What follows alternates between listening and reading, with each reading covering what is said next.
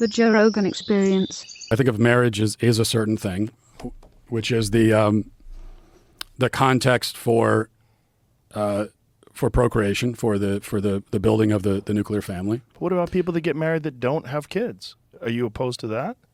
What if they get married, they decide, you know what, we don't need kids. I'm going to get fixed. You get your tubes tied. Let's travel the world.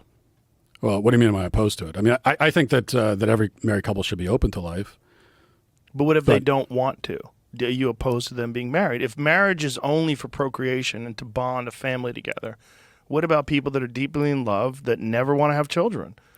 I don't think it's not only procreation, but that is one of the fundamental definitional aspects of it. Of course, there's more to marriage just than that. And what about people that are infertile? They fall in love and they realize that they can have babies and they don't really necessarily want to adopt. Is that okay for them to be married? Because then by definition, marriage falls into a completely different thing, because then it's a bond of love. It's a union of love.